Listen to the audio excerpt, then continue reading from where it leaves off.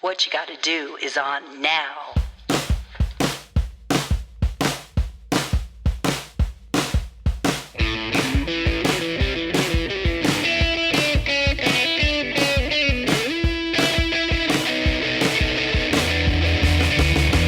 Good morning, everyone, and thank you for joining us for this week's episode of What You Gotta Do, where KT and Cody impart our wisdom and help people and ourselves live a simple, abundant life. Good morning, KT. Hi, Cody. How are you doing? I'm good. I'm so happy to be doing this today. It's going to be a great day. I know. I'm super excited for this episode. Okay, so I am going to have KT introduce our special guest today. It's our very first What You Gotta Do guest. We're very excited to have her. I can't believe this. We have a guest. I know, and I am excited to meet her because I have heard you tell stories of her for many years since I've known you. So it's so exciting to see and have a face and a story with the name. It's the legend. She's the legend.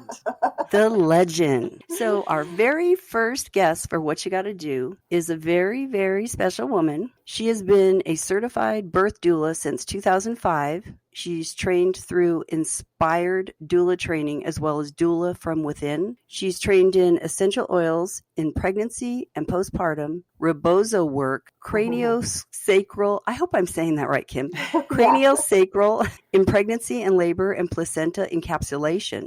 She's the creator and teacher of Faithful Beginnings Birth Class. She wrote, and if that's too long, just cut that out. She's also the owner of Angel Touch Doula. Not only is she all these great things, but she's been one of my very, very closest best friends since I was a freshman in high school. This woman, Kim Reset, is one of the happiest people. She never, ever talks bad about people. She never complains. She always has the biggest freaking smile on her face. When you see Kim, you just see a big smile. She's awesome. She makes you feel like $1,000,000. And I want to welcome my friend Kim Reset. Hi, Kim. Welcome. Yay, Kim. Okay, I'm going to say hi, KT, but that's really hard for me. Yeah, she knows me as Kathy. I grew up Kathy. My name is Kathy. I thought it was so adorable. So Kim was ready. She was the first one on. And then I joined, and like you said, she had the hugest smile on her face. It was like instantaneous. I was so excited to see her and be with her, and I feel her energy, and really happy to have you on our show. Thank you for being our very first guest on What You Gotta Do. Thank you, guys. So this is how I want to start it. So Kim, you went to school in accounting. So how did you go from an office job in a firm, wearing your suit and your briefcase, doing accounting, to being this earthy, birth-loving deliverer of babies, making mamas feel so special? How did this happen? Can you kind of briefly go over that transition in your life? Absolutely, absolutely. So I've always loved babies my whole life. When I was pregnant with my youngest son, who is now 17, almost 18, I was invited to be part of my sister-in-law's birth, just to be with her. And I was there and just helped, just doing what I normally do. And her midwife asked me if I was her doula, and I had never heard the word before.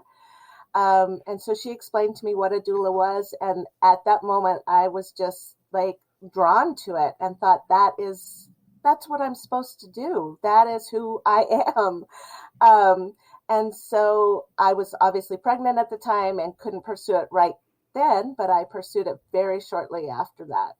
That is so fantastic that just that experience alone sold you and changed your world like that. Yeah. You knew nothing about it. And then you knew. That's so crazy. So how did you pursue it? So kind of fast forward through your life and the decision and your process of becoming one. Right. Well, I had a wonderful midwife that delivered my last two babies at home here at my house in water. And it was such a beautiful experience. And I figured she would be the person to ask, what is a doula? How do I get my training? And she guided me to different classes and ways I could become a doula. And so I took the training, which is really, it's my training back however many years ago was a 3-week class. And then I had to read probably 15 different books. I had to attend 3 births and be, I was going to say judged on them, but they given a recommendation. You were graded, right? Evaluated. Yes, evaluated. Good. Judged Casey. is exactly right. Yes, I know. And then I had to write a paper, and after that, I was certified. I think the first and foremost, you have to want to. Like, you have to want to nurture people. Like, that's definitely something. I think before all the things that you had to do. Yeah, that is so Kim. I've known Kim almost all her life. She is a nurturer. She always has been. This is perfect for her. My nickname as a little girl was Little Mother, because I had 2 younger sisters and children. Yes, they were my babies. So I think that's so fascinating that your friendship, Katie, you always wanted to be a mom, and here you have Kim as one of your best friends, like forever, that is literally a nurturer, mother. Like, I think that's so interesting that and I think, like Kim talking about her younger siblings being a child of divorce, I think Kim was their mother. I'm sure her mom went through a lot during that time. And Kim, I mean, those 2 girls look up to Kim as a mother, in my opinion, as much as I know them, in their minds, Kim is a mother figure. God's way of preparing them, because our mom did die when they were very young. And so I then did have to become really their mother, their nurturer. But you embraced it. You didn't fight it. That's kind of. Oh, no. Yes, absolutely. That's interesting. I love that. I think that's fantastic. Why would somebody choose a doula? That's, I guess, my next question. I didn't want to have or experience childbirth. I wanted to avoid that in any way, shape, or form. And thankfully, God gave me 2 C-sections. So I want to know why someone would choose a doula. Who do you serve? Like, your ideal client? I want to know all of that. Yeah. So first of all, I don't think people really understand what a doula does. I think a lot of them kind of commingle them with midwife, and a midwife is not what a doula is, because doulas are not medically trained at all. So we don't deliver babies. We don't check heart tones. We don't check dilation. We don't do anything medical. But what we're there for is the education, the nurturing. I say we're kind of like the Sherpas of the birth world. So like you wouldn't go to a foreign country and where you didn't speak the language, you didn't know the lay of the land, and just take up on your own. Well, some people might, but a doula will guide you through your pregnancy, through birth, through labor, through postpartum. And we've seen a lot. We've seen what's normal, what might be a little abnormal. So when something's going on and the dads are like panicked and like looking around and they catch my eye, I'm like, this is a good sign. This is good. And you can see you're there for the men too, not just the tension melt off of the dads too. So it's not just about the mamas that doulas are there for, but it's about both people. I've also had single moms who wanted that person with them, somebody that they've been with from throughout their pregnancy that will be at their birth, right? Because you may have a really good relationship with your care provider, but it's not a guarantee that that person's going to be at your birth. Whereas a doula, if you hire a doula, they will be the one who will be with you at your birth, who will bring you ice chips, who will, get a cold rag for your forehead, who will tell you this is all normal, who will help you through it, give you encouragement, different positions to be in. Let me pause you there and just ask, how would one interview you, or what is the interview process of finding a doula? It sounds like it's a very personal choice. You're letting someone into your intimate space in your most vulnerable time of life, like giving birth to a child. So what does that process look like for someone on the other side? Right. And I always say it's really best to interview at least 2, if not 3 or 4 people before you hire someone. Because it is, except for conceiving the baby, it is the most intimate time of your life. So I didn't mean to make you Conception and delivery. Maybe you don't want the same person at both.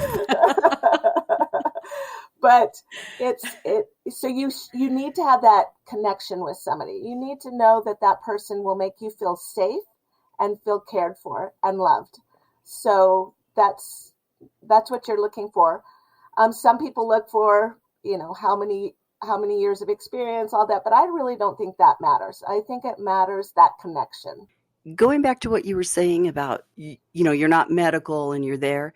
I was thinking about how traditionally, probably from caveman days, they had, was it called a doula? But they had that woman that I feel like the medical community has taken over childbirth. You go and you lay down on that flat bed and they put an IV in your arm and they put monitors on your baby. And it's so stressful and medical. sterile. It didn't used to be like that. They had the woman from the community that was the doula, and I'm saying that with air quotes. And she had the experience, and she came in and helped the mom with the breathing or the pains or what have you, and putting the hot rag on her head. I don't know what you do, cold rag. But I'm just saying, from the beginning of time, there's been that woman that you would call from the community to come in and be with the woman and help her through it.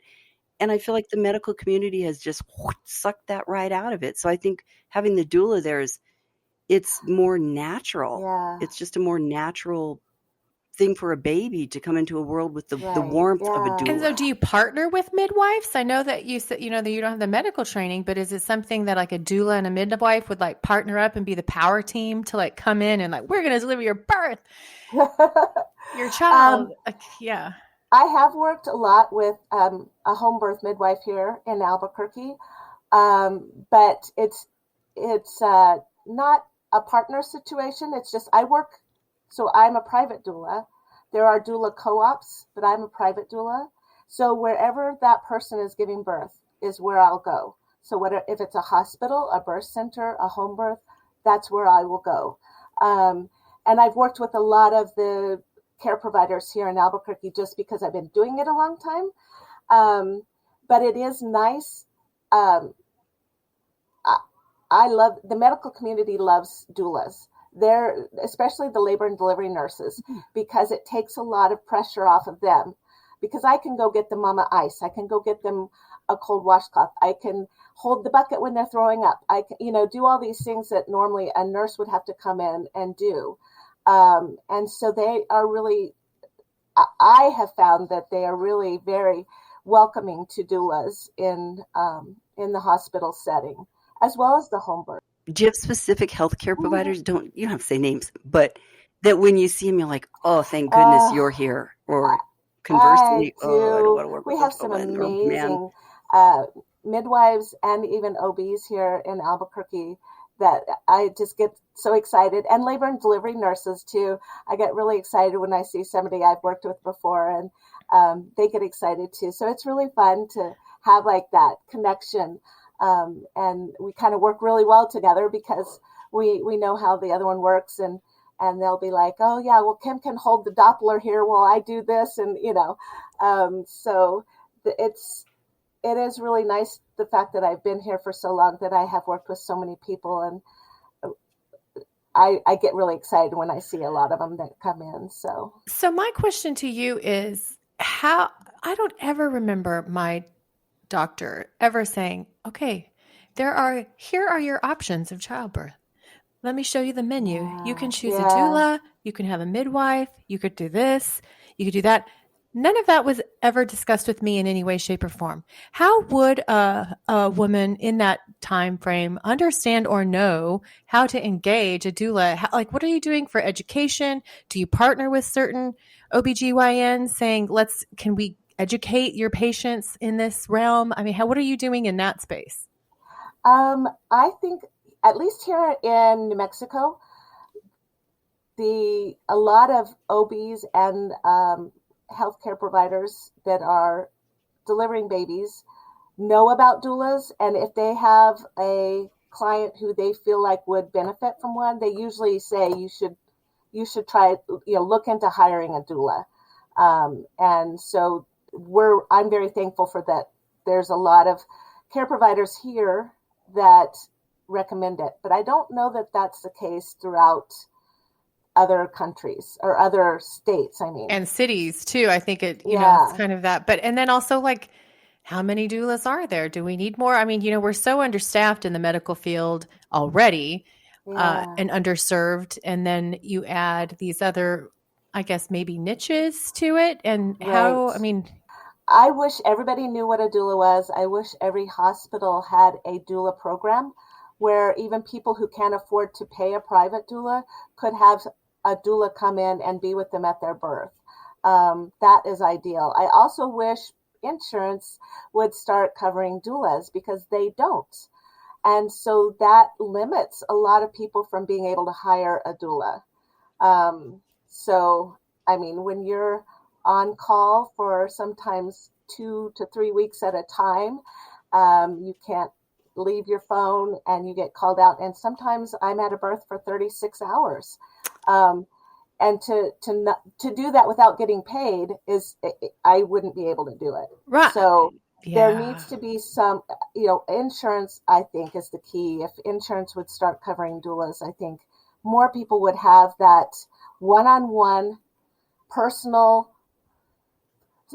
Okay, so doula means, in Greek, it's actually pronounced doula.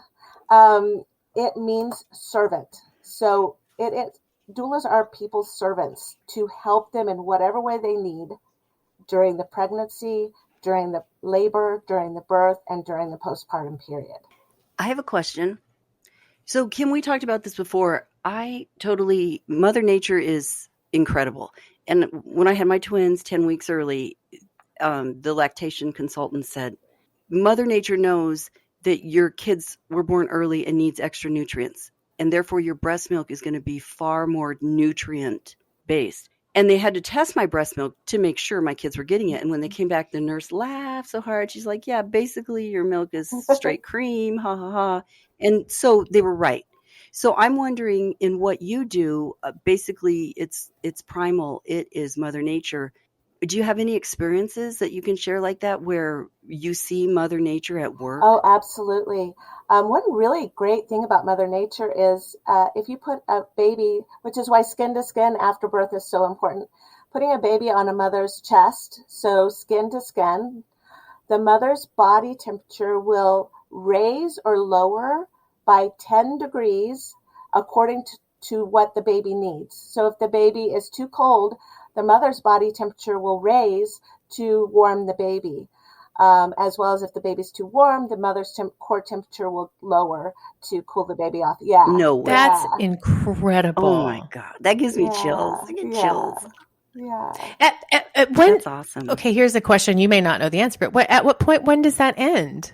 Oh, that is a good question. I don't know. Come here, baby. Let me give you some warmth. Yeah.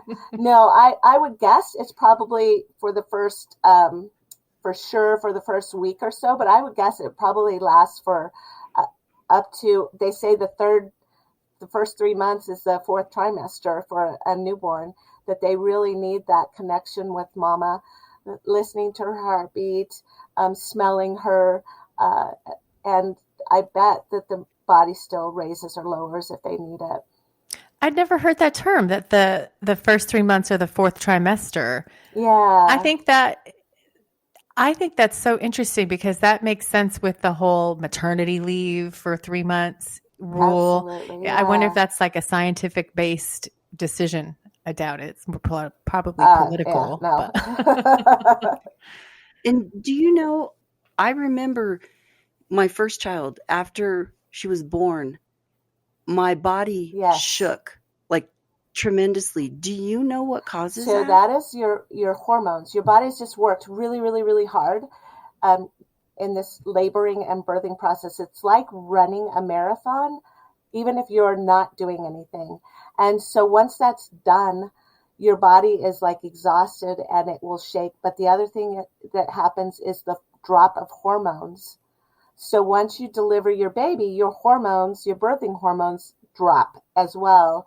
And that can cause a shaking as well. And most women, they don't know that. And that's actually the biggest complaint I ever hear from mamas about their birth is that they were shaking so hard. I will give everyone tips out there. If you are shaking really, really hard after birth or even towards the end of your labor period, the more you fight it, the worse the shaking gets. So just kind of sink into that and don't fight it. Great tip. Isn't that so? If we listen to our bodies, whether if it's crying, that you just need a good cry, shaking after birth, that you just have to work through it and let it happen. But we just, it's like a fear. You don't want to let it.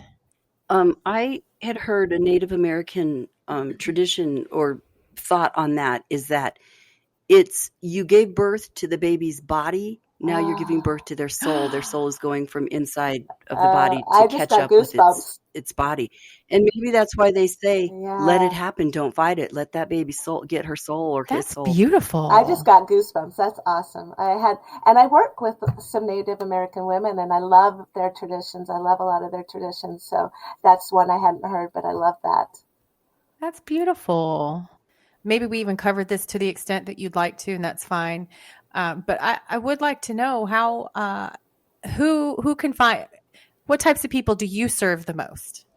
I serve a lot of couples the most. Usually it's a first time birth, but once I've served them with their first child, a lot of times I will get repeats after the first baby. But because first time parents don't really know what to expect or it's a lot of unknown, having that person with them that will educate them. So my first prenatal covers any decisions they may have to come across in labor and postpartum. And that way they know, if I go to the hospital, I'm going to have an IV. They're going to put an IV in me whether I need it or not. Or like we cover everything that they might have to make a choice about. So I really feel like it's first-time parents, first-time moms, first-time couples that are the ones who tend to hire doulas the most. Or somebody who's had a bad first birth and wants to change that by having that support with them to help them have a better outcome. I always often wonder if when people have a bad first birth, why they would want to go back and do it again. That would haunt me. I definitely would think twice. I'm kind of a sissy about that kind of thing. Kim, what's your favorite focus? I mean, as far as what you do, what's your favorite thing that you work with that you enjoy doing the most? My favorite moment is that moment when the baby comes out and up onto mama's chest. Sorry. Oh my gosh, you're so sweet. You should see the tears coming out of her eyes. You can't see it now, but it's so sweet. And she looks down and realizes what she just did. It's the most precious thing. And she'll look at her husband and he'll look at her like, what did you just did that? And it's just the most beautiful, intimate, amazing moment. And the babies hear the mama's voice and you can see that recognition in their little eyes. That to me is worth the 36 hours of being on my feet to help a mama through labor, is to see that moment. So I wish we could capture this moment for a while and just relish in the love that Kim has for what she does. It's just a sweet moment, and I really appreciate you sharing that with us and what you do and how much you love what you do and being with us today and sharing that. I just think it's very sweet. Kim, has anybody named their babies Kim? Yeah, all my kids, Kim. I want to go rename mine. No, I have not had any babies named after me, but my 100th birth was born on my birthday, which was really special. Oh, wow. Yeah. Mother Nature at work again. Yes. Stop it. That is right. Yeah. Oh my gosh, if that's really not a sign that you're doing the right thing, I don't know what is. Yeah. That is incredible. I love this story. I'm so thankful that you came on the show. So we always have a call to action and we call it our What You Gotta Do, the whole purpose of this name. And today's episode is actually named, KT, What You Gotta Doula. What You Gotta Doula, after you today.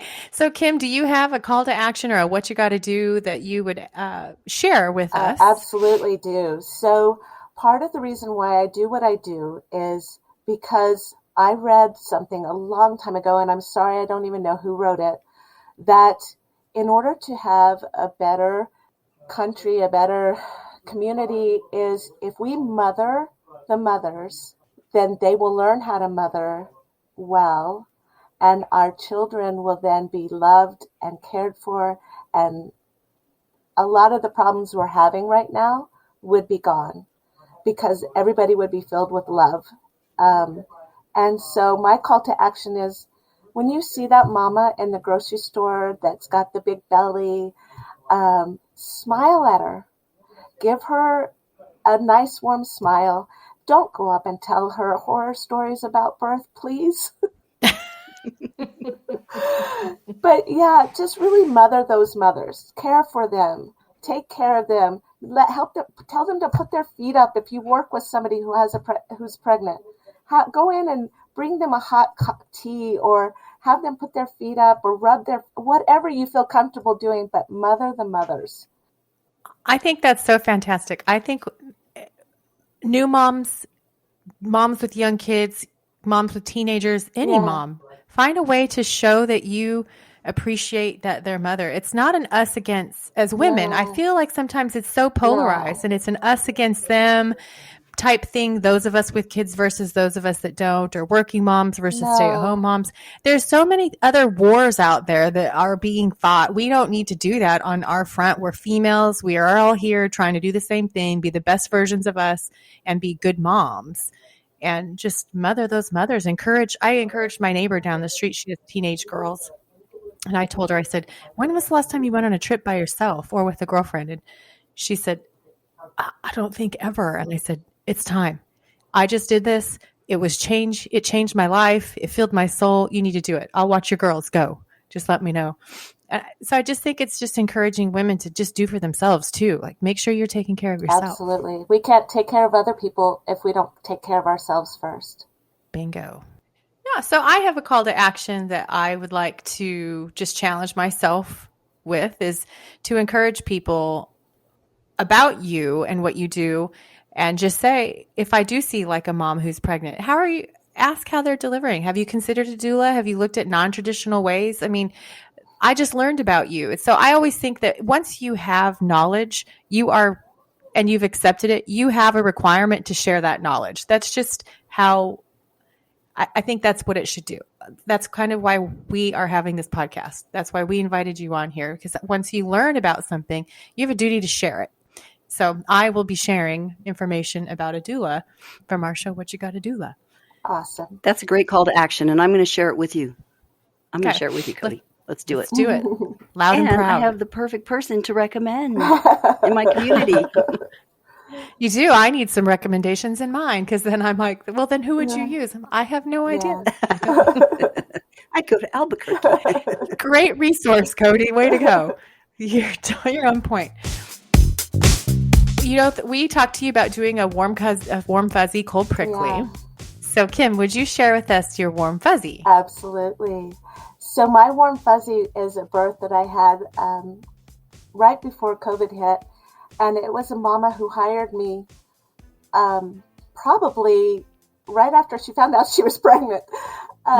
She had had 2 births before. They were both C-sections, and was very traumatized by both of them and really wanted to have a vaginal birth after 2 C-sections. And so she asked me how she thought she could do that. And we talked about how, first of all, because it's 2 C-sections, you're going to come up against not being able to find a provider who will actually help you with that. Right. And so I gave her the name of a provider in Albuquerque who does do that. And she called him and he accepted her as a patient. Forward to 9 months later, I'm her doula, and she's in labor. And we had talked about that her labor pattern at between 5 and 7 centimeters, she stalls. And she stays at that for about 3 hours or so, which is why the first 2 C-sections happened. And so we talked about how we'll just ride that out. We're not going to worry that you're stuck. We know this is how you labor, and we know at some point you're going to get past that because your body is amazing. Your body knows exactly what to do. And so she got to 6 centimeters, and she was there for a little while, and she looked at me and she's like, with the fear. And I said, remember, your body knows what to do. You're going to rest for a while. When you wake up, you're going to be laboring again, and you're going to have your baby. And she did. She took a little nap, woke up, her body kicked in again. She dilated to 10, and she pushed out her baby. And when she did, she just started screaming, I did it, I did it, I did it. She was so thrilled. There wasn't a dry eye in the room. Everybody was crying. Her husband, I'm crying. The OB, like everybody was bawling because the empowerment she felt was so strong. And it was just the most beautiful birth I think I've ever witnessed. And now she is now a doula. She became a doula. Oh, stop it. That's fantastic. Yeah. So she became a doula because of the fact that I was with her through her birth, and she now wants to help women, especially women who have had C-sections before, have a vaginal birth. So thank you. That's a warm fuzzy, like right? Choked up. Yes, that's the warmest fuzzy I've ever felt. I know. Yeah. That's thank you for sharing that. My births were nothing like that. There's no crying in the room. Oh. That's too funny. KT, well, I don't know how we talk that. What's your cold prickly? Kim, you're probably going to remember this. I have a friend that had, I don't know if it was her second or third baby, and she had it in a blow-up pool in her living room. And I came a couple days later with a gift for her baby and to see her new baby. And she said, her husband may have said, hey, you want to watch the video of her giving birth? And I said, oh. And he put it on. And I'm like, okay. You know when you see it on TV and stuff, it's behind the mom? Oh, no. That camera was right on it. I mean, there. This is one of my very best friends, and I'm seeing all her glory. And I had the worst attitude about it. But the cold prickly quickly turned into warm fuzzy because what a beautiful experience. And I got to share it, even if it was on video. And I got to see the transition of my really good friend. I felt like that was part of her going from, doing her bookkeeping, accounting stuff, transitioning to be a doula that she is now. And I got to be part of that process, seeing it happen. I was there with her. So my cold prickly and my bad attitude, having to watch her birth, turned into actually a really, really beautiful, beautiful experience. And it just keeps on giving. I just think it's beautiful. Thank you for doing what you do, Kim, and caring enough to pursue your passion. It's incredible. I admire that very, very much. I'm so happy to get to meet you finally in person and appreciate you for who you are. So well, thank you so much for being appreciate you here. guys for doing this as well and getting the word out. That's wonderful. Because it might, who knows, even if it helps one mama have a better birth, that would make me feel really happy. Well, thank you, Kim. Thank you for being our very first guest, and thank you for being our first What You Gotta Doula. And if anybody feels like they want to reach out to Kim and get a message to her, you can use our Gmail, which is WhatchaGottaDoPodcast@gmail.com, and you can see it in the links below on the YouTube channel for the page. Send us a message. We'll get it to Kim, and I'm sure you've got a lot of questions for her. So go ahead. And you can also give us a call on our voicemail message line, 405-877-2116, and let us know how you feel. Give us your comments. Give us your feedback. And thanks for joining and being a part of this special What You Gotta Doula. Thank you, everybody. Have a good week. Thank you. Bye. Thanks, Kim. And remember to take action and claim your freedom. Bye-bye.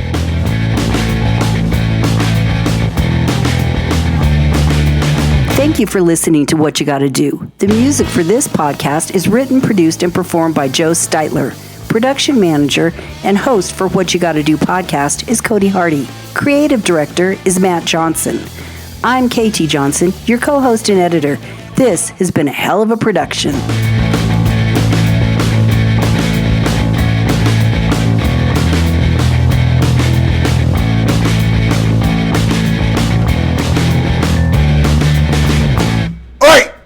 What you gotta do is listen!